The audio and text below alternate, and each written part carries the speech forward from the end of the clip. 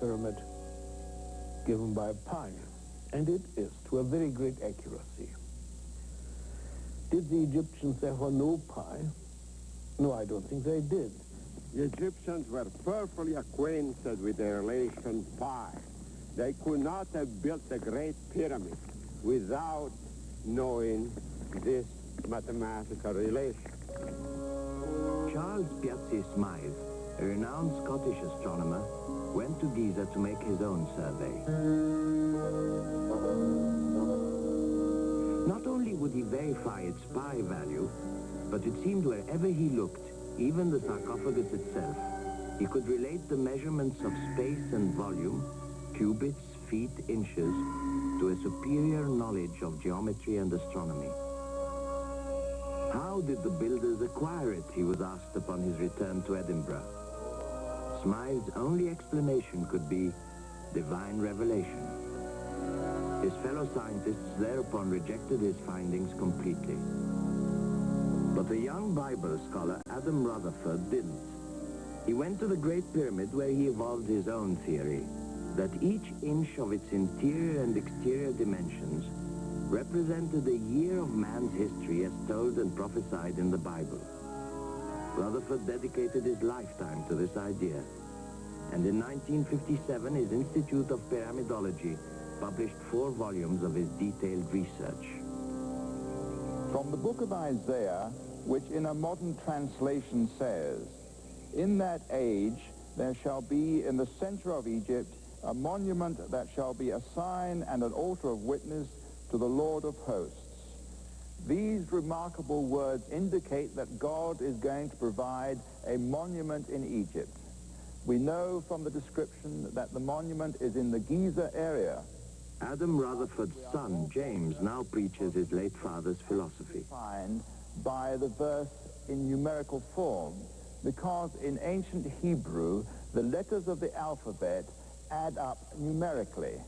And in this case, the numerical addition of these 2 verses is 5,449. This number is the exact height of the Great Pyramid in pyramid inches. Now, looking at a section of the Great Pyramid, you will notice that the downward system of passages and the upward system of passages are at equal angles from the horizontal. Now, if the downward system of passages symbolizes death, then the upward system must symbolize life. This is the central revelation of the Great Pyramid, as it is the central revelation of the Bible. The two are so much one that we call the Great Pyramid the Bible in stone. I admire their ingenuity and I admire their mathematics, which I don't understand entirely. But I think you can do the same thing with almost any building. Take a large public building like the Louvre or Washington Monument, and of calculations and predict into the future and go back into the past and work out your own kind of scale. But I think it's ridiculous to imagine, don't want to use that word ridiculous too lightly, but I just don't think it makes very much sense. A self-taught scholar, William Flinders Petrie, would study the pyramid most of his adult life, producing the most complete body of work to date. While much of Piazzi Smythe's research proved accurate, Petrie found little to support the contention the ancients possessed advanced knowledge of the sciences.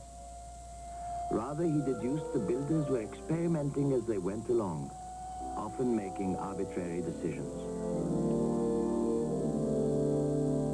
Knighted for his efforts, Sir William is considered the father of modern archaeology, but his word would not be the final one. Limestone, polished to a white veneer. Today, only 4 of these casing stones remain, found at the base. The rest, an estimated 22 acres worth, were gradually removed over a period of centuries by the Arabs. Cut into smaller sections, they were incorporated into many of the buildings and structures that are still spread throughout Cairo. The limestone quarried today is ground up for road building. The Egyptians of the Pyramid Age saw whole blocks as the key to eternal bliss after death. The materials of life haven't changed here, only the philosophies. For more than a century, England has been a major center both for objects from and scholarship of ancient Egypt. Dr. Jaromir Malik is preparing a bibliography of all existing art and literature from the 3,000-year-old civilization. He pursues this lifetime assignment at the Ashmolean Museum in Oxford.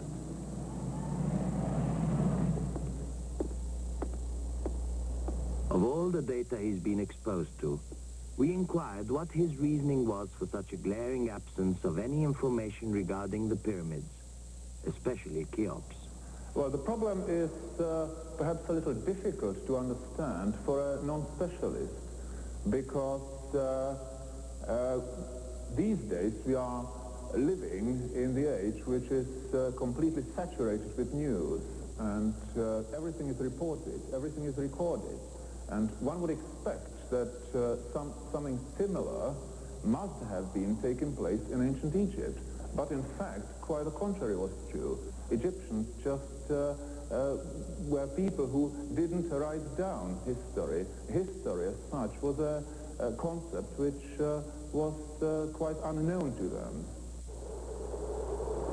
Found in the Museum of Fine Arts in Boston is one of the finest collections of sculpture from the Pyramid Age.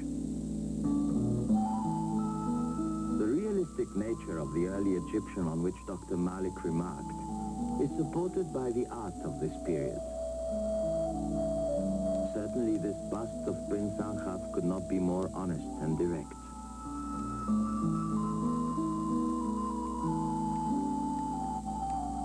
Exquisite granite statue of his Pharaoh Mykerinos and his queen, more simple and forthright.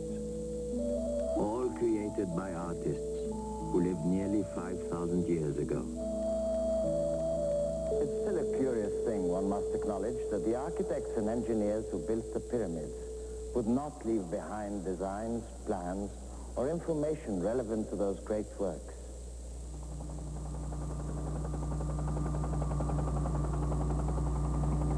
At Saqqara today, the site of the first pyramid, an excavation is turning up new data, but about events long after the Pyramid Age ended.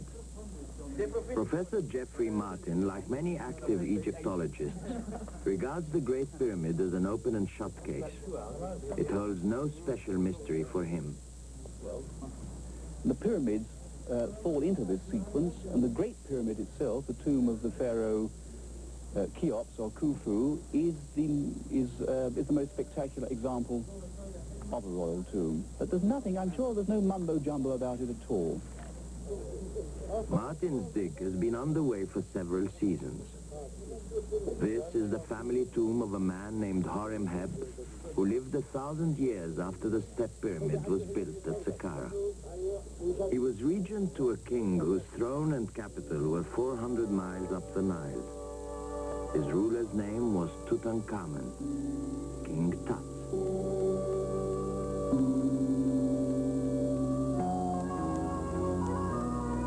In 1922, after years of searching, Howard Carter made the kind of overwhelming discovery that Egyptologists dare not dream of, but undoubtedly do.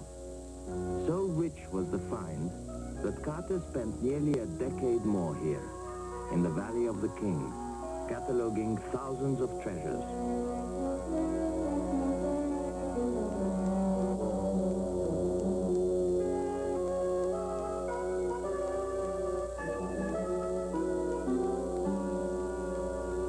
During this period, a number of his associates died prematurely, some of high fever, some of other more unusual causes, giving rise to a popular belief in the 20s, in the curse of King Tut.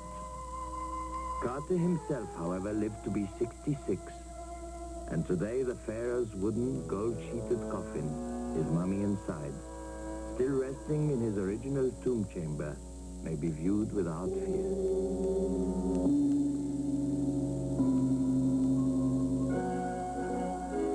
More than 2,000 years after the last pyramid was built, the Valley of the Kings would provide the underground burial site for many pharaohs besides Tut.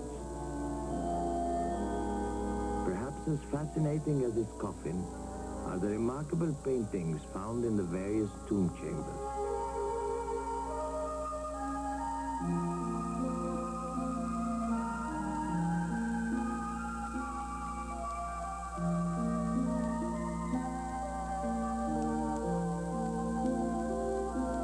While often representing the symbology of death and the pharaoh's adventurous journeys in his afterlife, they also deal with the pleasures of earthly life: fishing, dancing, picnicking. The ancient Egyptians' attitude toward both life and death seem uniquely affirmative.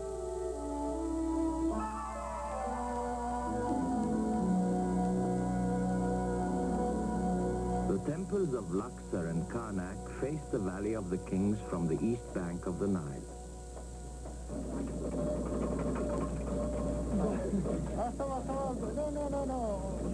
At present, these buildings are receiving more professional attention than the pyramids at Giza. Expensive renovation is an ongoing project, as are various excavations.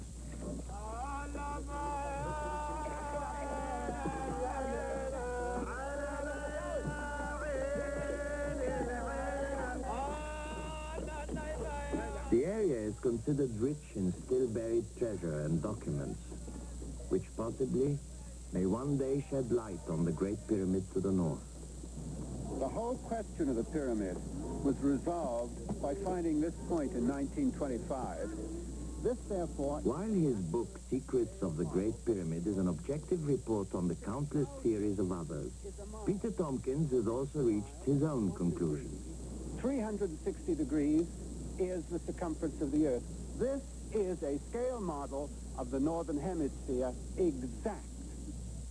Tompkins, along with Dr. Livio Stecchini, a specialist in ancient measurements, contend the Great Pyramid was designed as a scale model of the Northern Hemisphere, serving sophisticated astronomical and geodetic functions.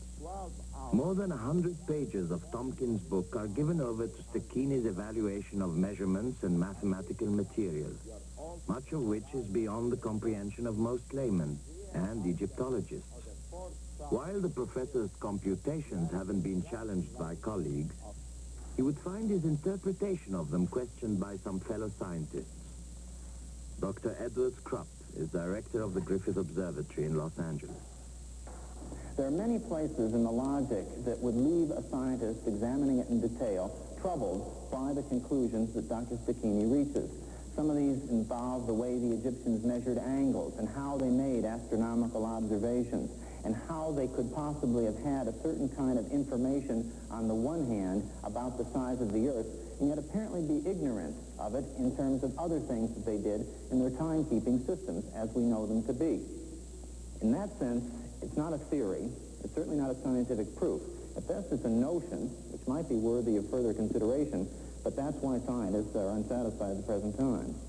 Who were the people who built the pyramid? Peter Tompkins' response to Dr. Krupp's demand for more scientific proof indicates why the controversy may never end. Tompkins, as well as some scientists, believe it's possible that ancient scholars had and used mental powers we've long lost touch with. Probably why we lost it, because when, for instance, when Alexander killed the priests at Heliopolis, he wiped out the people that knew. He did the same in Persepolis. He wiped out those mathematici, those wizards who could handle the stuff. Now, I suspect very strongly that these people were really initiates. That is, that they were clairvoyant, that they were sensitive, that they could get out of their bodies and see the universe and understand its mechanics better than normal people stuck in their bodies doing a workday job. And that that's how they were able to handle such cosmic data and such subtle mathematical and astronomical data. And that when they went, it was lost.